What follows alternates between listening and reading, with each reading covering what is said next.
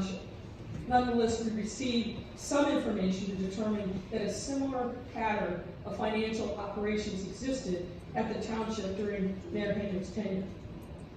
For example, credit card use. We were able to review records from May of 22 through October of 22, June of 23 through, January of 23 through June of 23, and January of 24 through June of 24. Obviously, not a complete set, but detailed records. Some of these records, excuse me, were heavily redacted. They look like the CIA put the documents through their censors. So it made analysis somewhat difficult. But we were able to decipher some of the records. There were multiple credit cards in use in Dolton Township, and the names of township employees specifically, such as Tony Sherman, Keith Freeman, Shelley Miles, Robert Hunt, Marshall Walker Brown, Tanika Hughes, William Moore, and others. In 2024, for example, based on those 6 months of records, monthly charges range from $88,000 a month to over $100,000 in many of those months.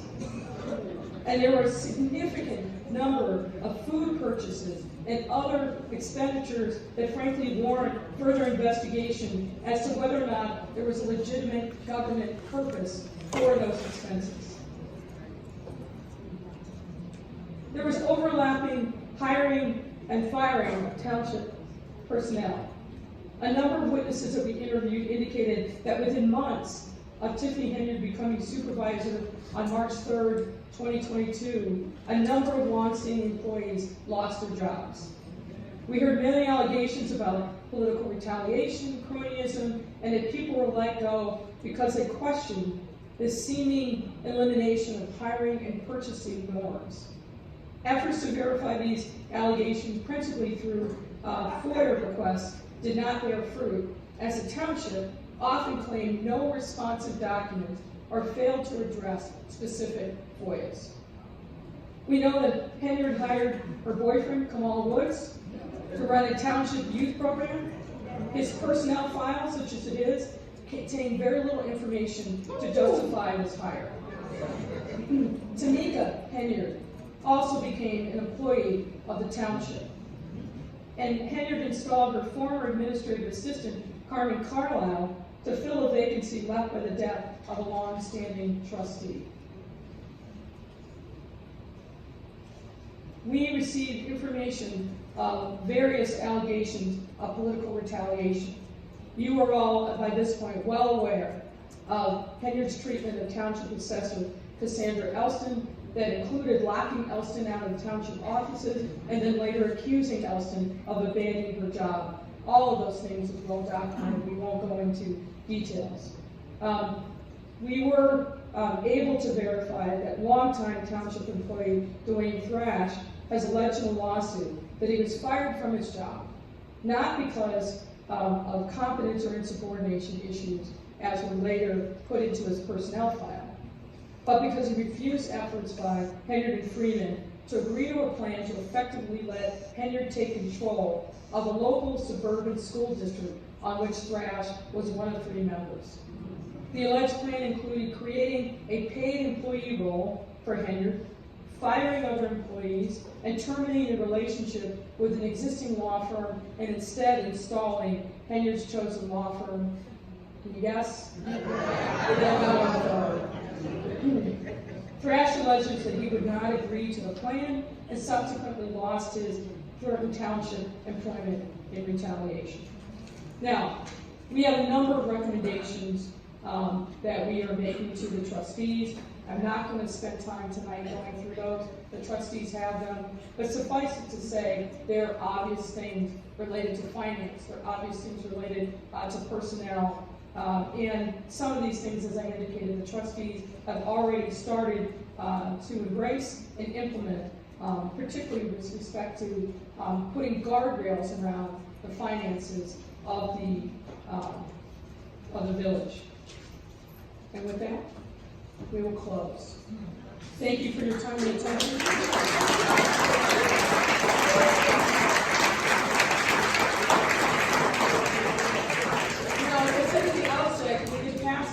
index cards.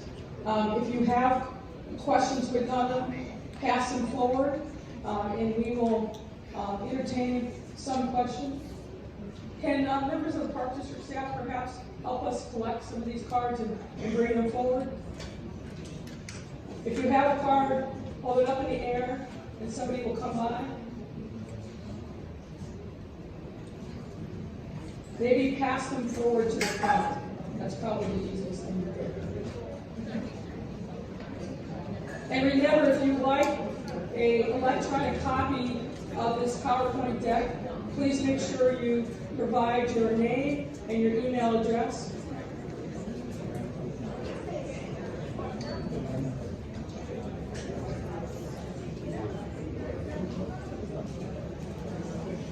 Come on up, man. If you've got questions, please pass up your index card. We'll try to get to as many as we possibly can.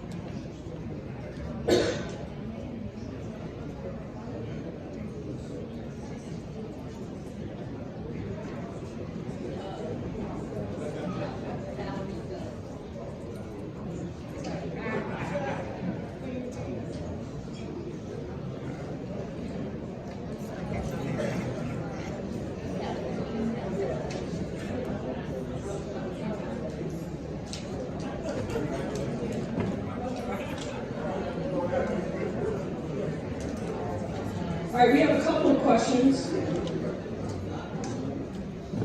One is, why didn't the $5 million come to Dolton? The answer is we don't know. What happens is monies get appropriated and become part of a budget. It will go to the relevant state department for allocation, but then the municipality has to fill out certain paperwork in order for it to claim that allocation. We have not found any evidence that happened with the village of Dolton. This person also asked, is there anything to hold Tiffany personally liable?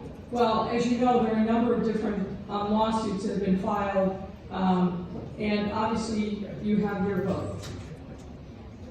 Next question is, if supervisor is uninsurable, how can she hold the position? Now, the insurance issue is with respect to her role as the mayor of the village of Dolton.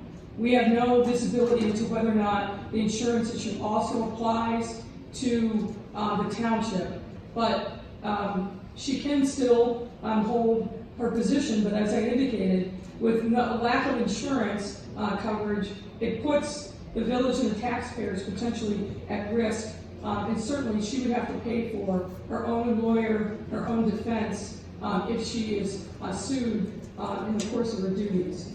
There's a question of who pays the services that are rendered by my colleague and I.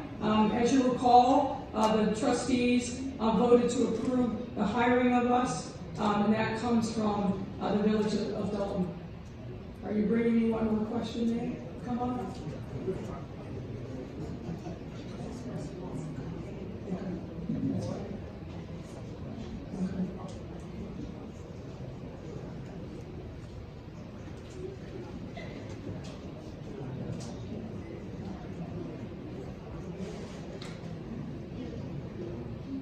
There's a question there whether the village will be able to get federal or state funding to bail us out of this mess. And the answer is, I think that's a matter that the trustees are actively pursuing. There's a question, have all of your findings been given to the FBI and any agency concerned? Maybe we'll all turn and wave to our friends in the federal government who are surely watching this live stream.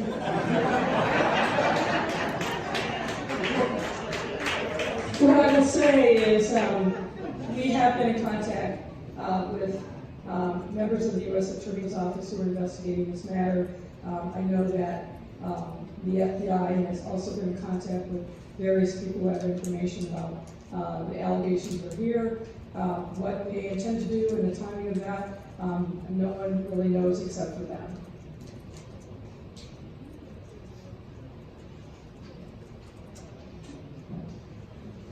Just sort through and see if there are any other questions.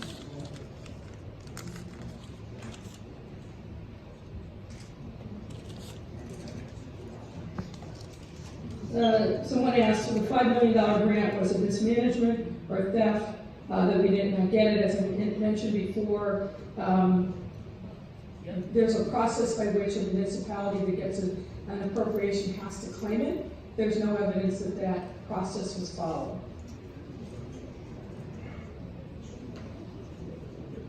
There's a question of when can vendors expect past due payments to be handled. I'm aware that the trustees are working diligently to try to work through the number of vendors who are owed goods and resources, but recognizing that village resources are tight. There's a question of how much money is owed to credit cards. I think we covered some of that in our report. The trustees have substantially cut down access to credit cards, so we expect credit card spending to go down. Most of the payments were made and balances paid in total at the time that they were incurred.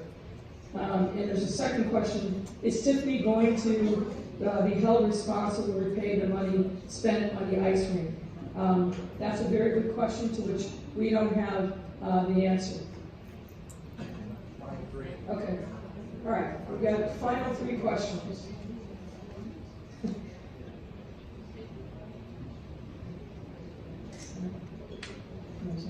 All right. Actually, final question. The others were request to get a copy of the PowerPoint deck. How many laws have been broken? Good question, but impossible to quantify. Thank you all. Thank you all for your time and attention.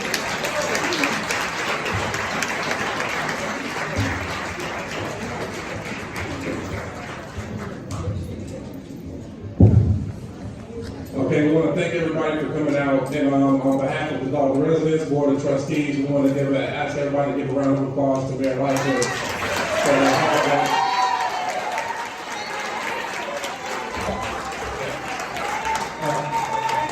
We are working diligently.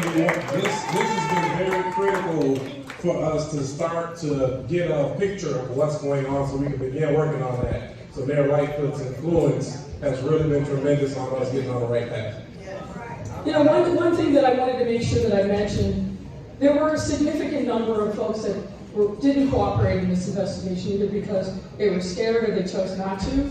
And there were some people who didn't cooperate initially, but then, I'll say, saw the light and did. And I want to call out one of those people was Keith Freeman, the administrator. He was definitely Team Henyard early on and wasn't particularly cooperative, but sometime late last summer, clearly had a change of heart, and has been very instrumental in making sure that we got access to the financial records that were critical for us to be able to provide this information to you. So I just want you to keep that in mind. Thank you, Mr. Freeman, for what he has done to work with the trustees and legislative council to make sure that there was more transparency, particularly around financial matters for the village. Thank you all, and good night.